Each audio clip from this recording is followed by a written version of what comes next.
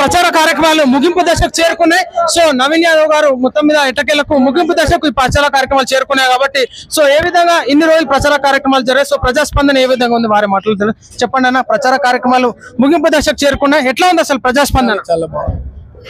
చాలా బాగుందండి. ప్రజలు చాలా చక్కగా రెస్పాండ్ అవుతున్నారు, రెస్పెక్ట్ చేస్తున్నారు కాంగ్రెస్ పార్టీని, రేవంత్ అన్న పరిపాలన. ఇంకోటి ఏంటంటే మేము ఎన్నో ఏళ్ళుగా ఇక్కడ ప్రాంత లోకల్ ఎవరికి అభ్యర్థి కంటెస్ట్ చేసే అవకాశం రాలేదు. సో నేను ఇక్కడ అందరు కూడా మా ఫ్యామిలీతో ఒక సంబంధం ఉంది, అందరు ప్రజలు అట్లా కూడా హ్యాపీగా ఉన్నారు. అండ్ కాంగ్రెస్ అధికారంలో ఉంది, మన బస్తీలు గల్లీలు అభివృద్ధి చెందాలంటే కాంగ్రెస్ పార్టీని గెలిపించుకోవాలనే అభిప్రాయంలో ప్రజలు ఉన్నారు. సో చాలా మంచి రెస్పాండ్ అవుతారు. సో పిల్లలకి మనం చూసుకోవచ్చు కొంచెం స్కూల్స్ కానీ కాలేజ్ కానీ ఇబ్బంది పరంగా ఉన్నాయి, సో మీరు ఏ విధంగా హామీ ఇస్తా ఉన్నారు? అన్ని విద్యకి ఆరోగ్యానికి ఇంపార్టెన్స్ ఇస్తాము. సేమ్ టైం మౌలిక సదుపాయాలు అన్నిటి కూడా ఒక్కొక్కటిగా ప్రతి ఒక్కటి కూడా సాల్వ్ చేస్తాము. సో మీరు ప్రజల గుండెల్లో ఏ విధంగా ముద్ర వేసుకోబోతున్నారు, ఏ విధంగా చేంజెస్ ఉంటే పోతున్నాయి? ఈ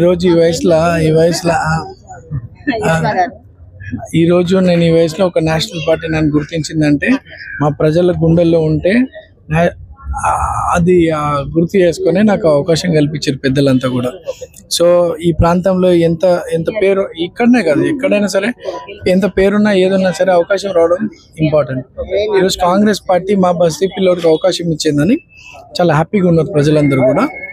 సో అన్ని పనులు కూడా శాశ్వత పరిష్కారం, సమస్యలన్నీ కూడా శాశ్వత పరిష్కారం చేస్తూ ప్రజల గుండెలు మంచి place. BJP BRS diversion politics కి మీ పేరు మీద బదనాం చేయడానికి కార్యకలాపాలు చేయడం జరుగుతుంది, సో దీన్ని ఎట్లా తీసుకుంటారు?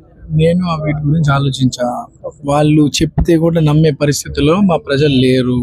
మా ప్రజలు ఈ ప్రాంతం అభివృద్ధి గురించి బాగా బలంగా ఉన్నారు. ఇది వరకు అంటే ఏదో మోసపోయారు మాటల మీద, ఇప్పుడు అట్లా లేదు, చాలా అవేర్నెస్ వస్తుంది. నన్ను బదలాం చేస్తుంటే వాళ్ళకి అవి నాకు అక్షంతల లెక్క అవుతున్నాయి. ఇంకా నేను ఏడ క్యాంపెయిన్లో తిరిగినా బెటా వాళ్ళు ఇట్లా అన్నారు కదా, వాళ్ళకి ఏదో మేము జవాబు చెప్తామని చెప్తారు. 14 తారీఖు మంచి మెజార్టీని గెలిపించి వాళ్ళు అనే మాటలకి సమాధానం మా ప్రజలు చెప్తారు. బీజేపీ ఏ విధమైనటువంటి ప్రచార కార్యక్రమాలు చేయకుండా బీఆర్ఎస్ కి ప్లేస్ చేసే విధంగా ఉందని చెప్పేసి మీరు అనుకుంటా ఉన్నారా? వాళ్ళందరూ ఒకటే, బీజేపీ బీఆర్ఎస్. ఓకే, సో మాది సెక్యులర్ పార్టీ, ప్రజలు సెక్యులర్.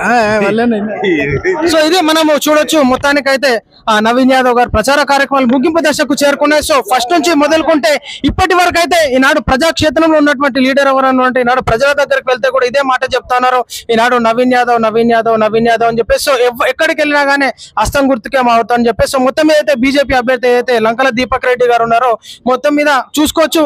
అది డైవర్షన్ పాలిటిక్స్ చేయడానికి ఏ విధంగా ప్రచార కార్యక్రమాలు ప్రజల్లోకి వెళ్లకుండా ప్రజా సమస్యలు తెలుసుకోకుండా ఈనాడు బీఆర్ఎస్ అభ్యర్థి మాగంటి సునీత గారికి సపోర్ట్ చేస్తున్నట్టుగా కనిపిస్తుంది ఇండైరెక్ట్ గా. సో మొత్తం మీద ప్రజా తీర్పు 11వ తారీఖు ఓట్లతోని బుద్ధి చెప్పి బీఆర్ఎస్ పార్టీకి బీజేపీ పార్టీకి బుద్ధి చెప్తారని చెప్పేసి చెప్తాను. సో 14వ తారీఖున రిజల్ట్స్ ఏ విధంగా ఉండబోతున్నాయో మనం కూడా వేచి చూద్దాం. కెమెరామ్యాన్ శేఖర్ తో కృష్ణ.